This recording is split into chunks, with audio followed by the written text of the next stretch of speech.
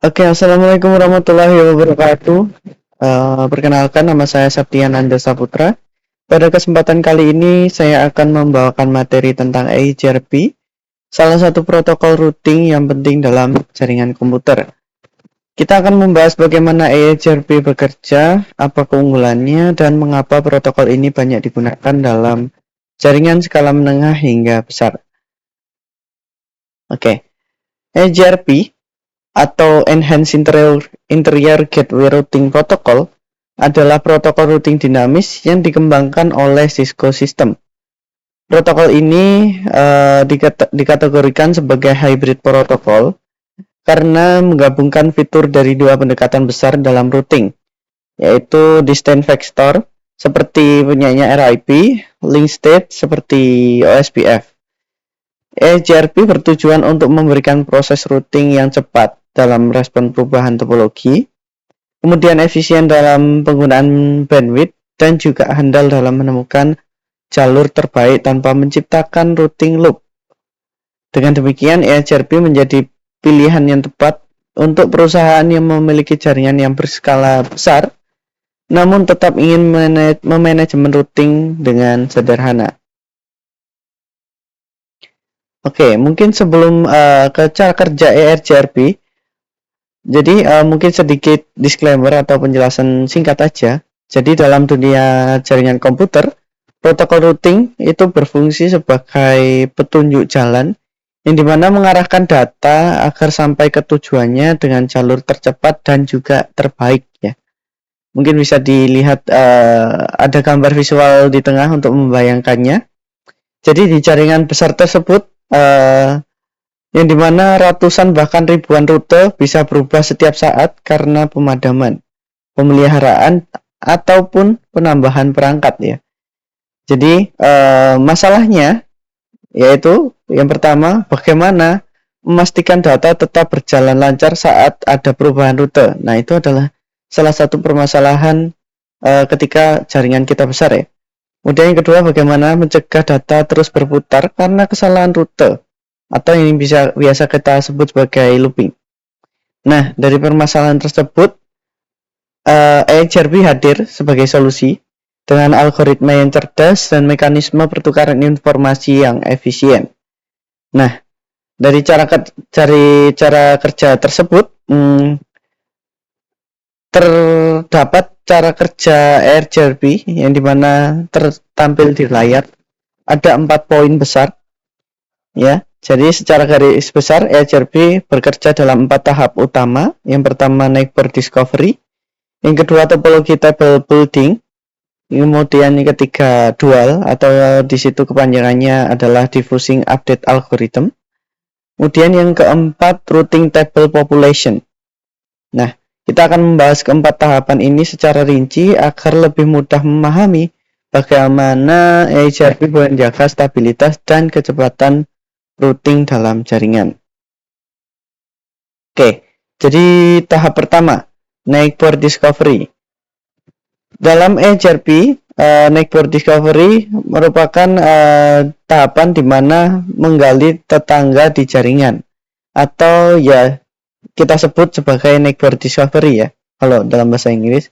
So, setiap router EIGRP akan mengirimkan hello packet secara periodik ke interface-nya. Jika ada router lain yang menerima dan membalas hello tersebut serta memiliki parameter yang sama, misalnya number dan subnet, maka kedua akan menjadi tetangga neighbor. Informasi tetangga ini disimpan dalam neighbor table. Neighbor table itu penting karena EIGRP hanya akan bertukar rute dengan router yang ada dalam tabel ini.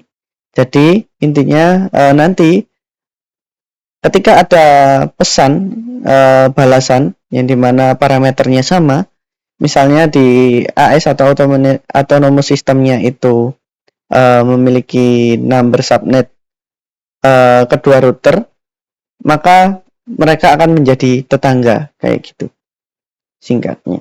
Kemudian yang selanjutnya adalah topologi table building.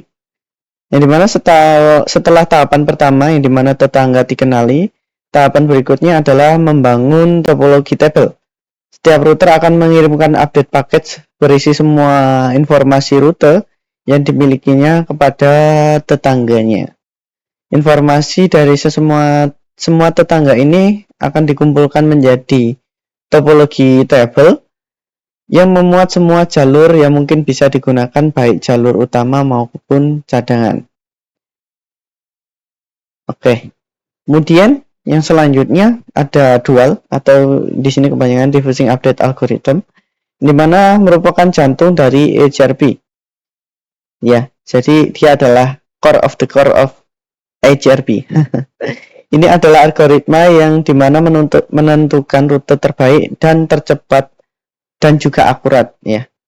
Jadi dual ini mencari dua jenis jalur, yang dimana yang pertama ada successor, ya, kita sebut successor, di mana successor ini adalah mencari jalur terbaik atau utama yang digunakan untuk routing. Kemudian yang kedua visible successor, ini di mana jalur cadangan dapat langsung diaktifkan jika successor yang pertama tadi gagal tanpa perlu konvergensi ulang. Nah, kelebihan dari dual ini itu yang pertama tidak ada looping karena menggunakan konsep visibility condition. Kemudian yang kedua konvergensi cepat, yaitu proses pemulihan setelah perubahan rute hanya dalam hitungan detik. Ini sangat penting dalam jaringan besar, ya, yang dimana harus selalu aktif tanpa adanya downtime. Oke.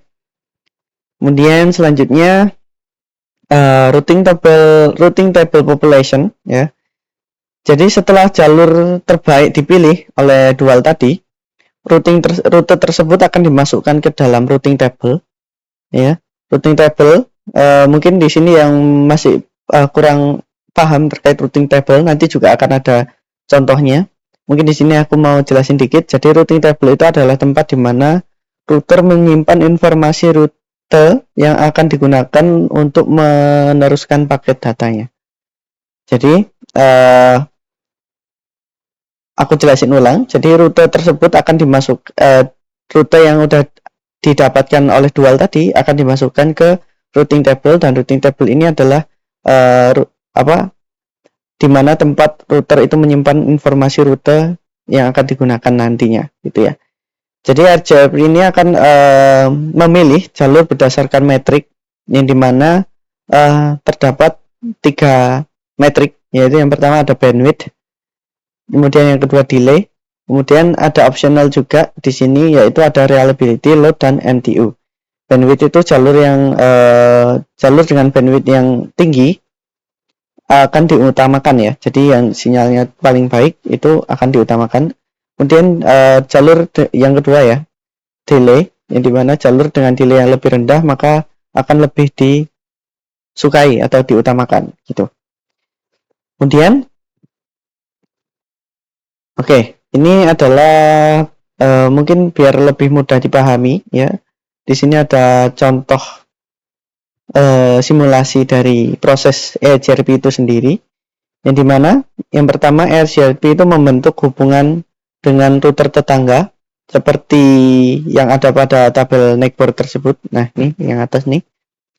Kemudian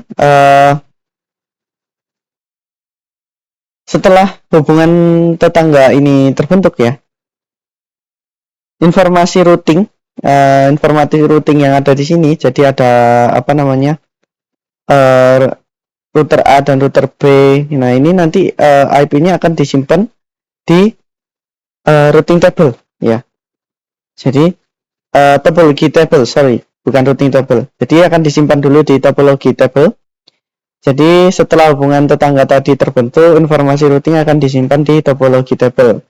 Nah, jadi kita bisa lihat di sini bahwa ada 2 jalur yang menuju jaringan 10.1.1024 ini. Jadi ada 2 jalur, ya. Kemudian melalui HRP ini akan menggunakan algoritma dual untuk mengevaluasi mana yang terbaik, gitu ya. Jadi dia akan mengevaluasi, ya. Di sini akan dievaluasi dan keluar nih hasilnya. Nah, ketika udah ketemu jalur terbaiknya atau suksesornya, itu akan dipilih berdasarkan ini visible distance sama advanced distance gitu ya. Jadi dimana dia itu akan memilih rute mana yang terbaik berdasarkan dua metrik ini ya. Oke. Setelah dapat dari dual tadi udah dapat rute mana yang terbaik ya, maka HRP akan memasukkan IP-nya ini ke dalam routing table ya. Sehingga ketika sudah masuk di routing table ini, maka dia akan menjadi jalur aktif dari topologi tersebut ya gitu ya. Ya, kurang lebih gitu. Jadi di sini dia cari pasangannya dulu, dia itu ada siapa aja neighbor-nya ya. Di sini ada router A sama B, kemudian dia tulis dulu di topologinya ya, terus kemudian dia hitung nih visibility distance sama advanced distance-nya itu berapa, nanti habis dikalkulasi sama dual ya, dual tadi dia akan langsung disimpan di routing table, dan ini adalah routing tercepatnya ya, rute tercepat yang dimiliki di topologi tersebut ya. Jadi RJRP akan mendapatkan hasil ini kayak gitu. Nah, jadi melalui 3 tabel utama tadi ya, ada neighbor, kemudian ada routing table, kemudian ya tadi ada dual juga. Dari situ RJRP dapat menentukan jalur tercepat dan paling efisien. Nah, dengan metrik yang fleksibel dan algoritma dual yang cerdas tadi, RJRP sangat cocok untuk jaringan yang berskala besar dengan kebutuhan konvergensi yang cepat. Dan di sini saya memberikan ya beberapa kesimpulan, yang dimana yang pertama, RJRP merupakan protokol routing hybrid yang cepat dan efisien. Seperti yang saya mention juga sebelumnya ya, sudah jelaskan, dia itu cepat dan juga efisien, cocok untuk jaringan besar.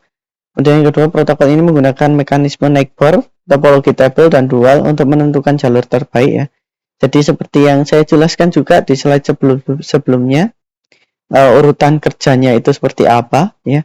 Kemudian yang ketiga, dengan metrik yang fleksibel dan konvergensi yang cepat, RJRP sangat cocok digunakan dalam jaringan berskala besar. Ya, kurang lebih seperti itu dari saya. Terima kasih atas perhatiannya. Mohon maaf apabila ada salah kata atau penyampaian yang kurang baik. Sekian dari saya akhiri. Wassalamualaikum warahmatullahi wabarakatuh.